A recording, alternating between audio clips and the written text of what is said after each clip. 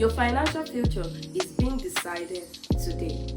While writing this chapter, the author stated how bad he was with financial management, such that at some point, while wanting to purchase some basic needs, he had to borrow from his siblings. Fast forward to later, he got into ministry, and then he came to a realization that if he continued this way financially, he would end up having fewer options in future. So he realized he needed to buckle up. Now, that buckling up was spelled out as sacrificing today so he could have options tomorrow. Of course, he made that decision with his beautiful wife, Margaret Maxwell. The above decision actually led to a financial formula which was being practiced in their family and which is still being practiced in their family. Now, that formula is 10% to church and charity, 10% goes for investment, and then 80% goes for living expenses. This formula has actually helped them to be able to build so much right now, such that their future is no longer bleak. Their future is filled with options. Hello everyone, this is the Review With Me podcast, and you are welcome. I hope you've been able to catch up on all our reviews so far. We are reading and reviewing a very interesting book titled Make Today Count by John Maxwell. And yes, we are in chapter 7. It has been such a wonderful time trying to find out how we can make our day count. Now, chapter 7 is titled Finances. That's another daily dosing. So if you are ready, hit the like button, share, subscribe, and follow. Tag someone who you think needs to hear about finances, and come straight in while we review what this chapter has for us. Okay, so managing the decision to earn and properly manage finances daily. Anyone can make money. My financial person, even an idiot can make money. Everybody can make money. But until one learns to really manage money, your day cannot count. So there are 3 M's of money. One is making money. The second one is managing money. I'll tell you the third one later.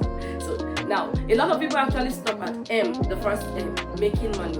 But after making money, if you don't manage it, that's why we have a lot of people that were actually wealthy, and then by the next generation, everything has gone down the drain. If you check your society where you're listening from, just like my own society where I'm actually shooting from, there are a lot of families that were well known for wealth in the olden days, in the 90s, in the 80s, in the 70s, but they are no longer found right now. So they stopped at making money, but few of them learned how to manage money, and then a lot of fewer people learned how to graduate to the next. Alright, so let's go in. How then do we manage the decision of making money? Number 1, put the value of things into perspective. You see why it is very important to have a value system? Your value system helps you put some things into perspective. So now, here he said a particular story of a couple who went to the park and wanted to ride on an old biplane. Now, this plane was actually, a ride on the plane was costing $50 for a person. Now, the couple wanted to go together. So they tried to bargain with the pilot in order to reduce the price, of which the pilot refused. At some point, the pilot now made a bargain and told them, pay the full price of $100 and I will take you on the ride. If you don't say anything, once we are done, I will refund you your money completely. The couple agreed, and then he took them on the ride. Now, the pilot did everything in his power to ensure that they said something, but they held still. And on getting back down to the ground, the pilot was so impressed that when he took out the $100 and handed it to the man, he told him, he said, you actually have great resilience. You didn't say anything throughout the ride. And the man said, yeah, I didn't say anything, but I almost said something when my wife fell off the ride. Shocking, right? His wife fell off, but because he wanted money, he kept quiet so he could get back that $100. The question now is, what was his value? You don't even need him to tell you. You will realize that he actually valued the money more than the life of his wife. Alright, so let's go on. The culture that we live in is actually the same thing as this story. We have a lot of people that value money, they value material things, they value other possessions over what is really important. And that is why, because of this value, we have a lot of people taking shortcuts and doing a lot of crazy, inhumane things to make sure they make it in life. You see, what is your attitude towards money? What is your attitude towards possessions? Now, I'll be giving you some reflective questions. You can just jot this down and then later you answer them on your own. Number 1, are you preoccupied with other things? Number 2, are you envious of other people? Number 3, do you find personal value in possessions? Next question, do you believe that money can make you happy? Next question, do you continually want more without any form of satisfaction? Now, the truth is, if you answer your answer to all these questions, if you have more than one yes in this particular question, then you need to do a soul search. Because materialism is a mindset, and until your mind is renewed, you will actually keep focusing and prioritizing the wrong things. Okay? Because materialism is not possession. You see, some people say, materialism is not a possession. Materialism is possession itself. And that is what makes people to, do underhanded things in order to make sure that they get it. So my question to you on this particular point is, what are your values? You need to put them in place. Let's go to the next one. Recognize your season of life. So now I am in the school, the Intentional Parent Academy. Yes, I'm in the Intentional Parent Academy, and there's a particular course we did on this particular topic, the seasons of life. It was very hot. I would advise you to join that school because it's a personal development school on its own. That is a 1-year program that actually it takes, you will not want to leave. I don't want to say so much about it, but I will advise you. I will tag them so you can just find out the Intentional Parent Academy. You get all the information and you go on. Now, not every phase of life is the same. So you don't have to force it. Just understand the phase of life you're in and work with it. So according to this book, he stated some particular phase of life. Now, I also want you to note that this is just a generalization. There's also another aspect of the seasons of life. So for this one, he said there's a phase of learning. Here, people explore their talent, discover their purpose, learn their trade as a young person. So this for him, this particular phase is from teens to like 20s. Although, like I said, there are exceptions. The next phase is the earning phase. At this point, if you are actually on track with your purpose, if you learn your trade well, and if you practice it with expertise and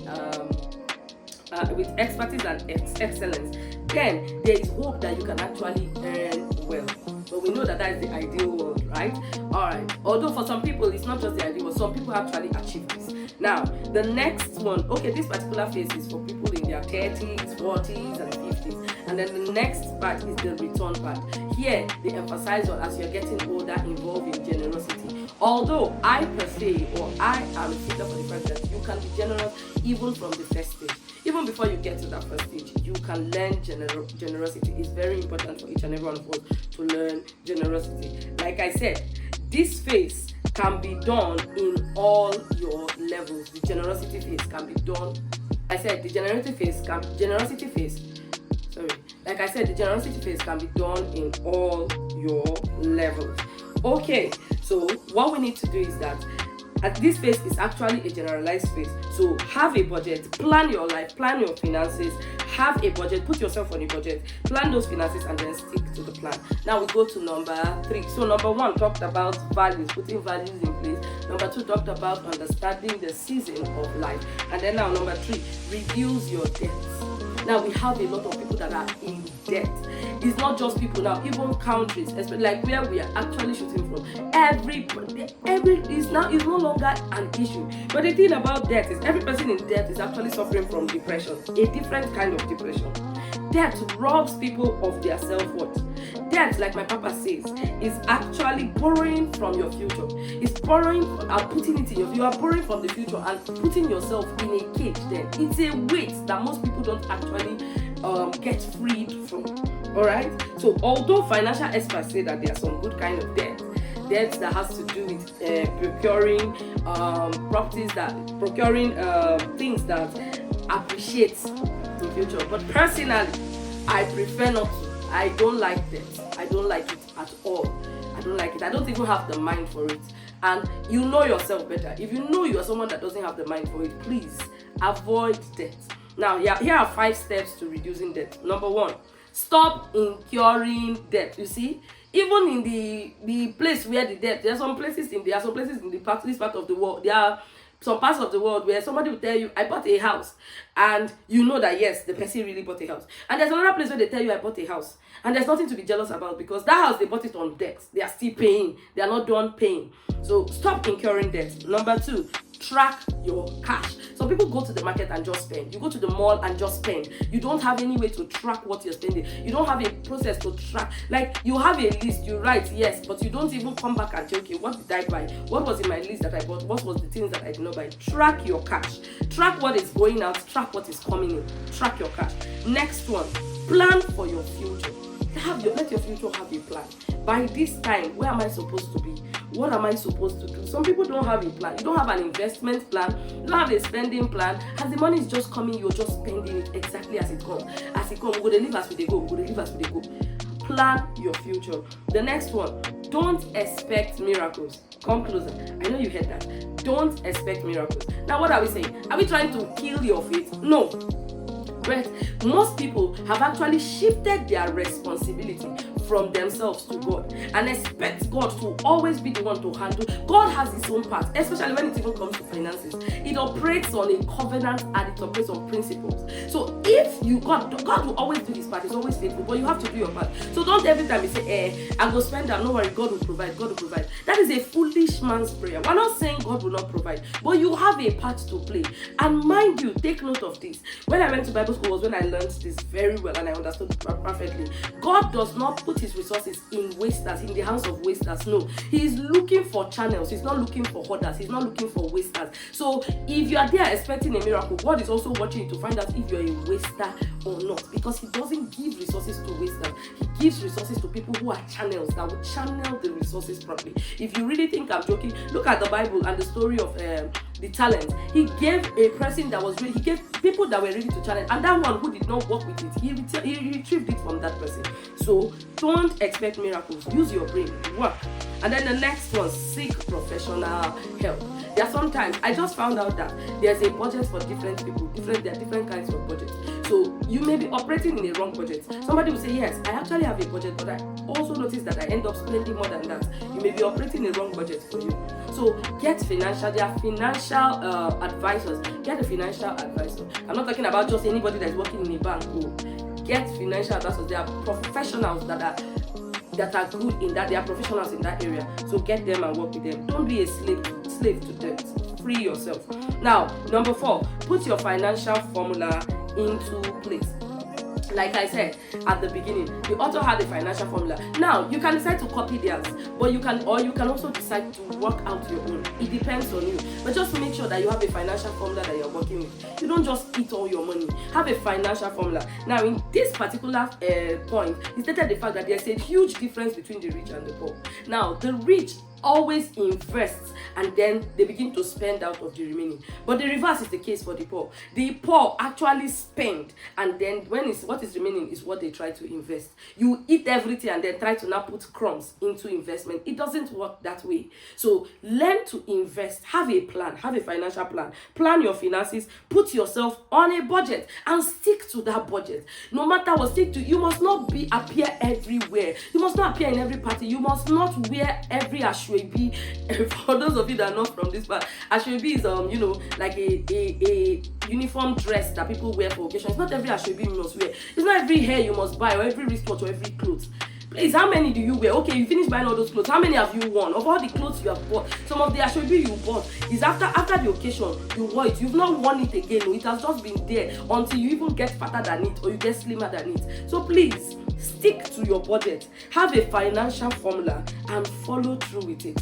All these people you are trying to please every time, you are rushing to please it. Let me buy ashwabi so that she will not be angry. At the end of the day, she'll be in her house enjoying herself. You'll be there under pressure. Please, have a financial formula and stick to it. Alright, so that's it for managing decisions. And then now let's look at the discipline of finance and how to manage it. His discipline was focused on his financial game plan daily.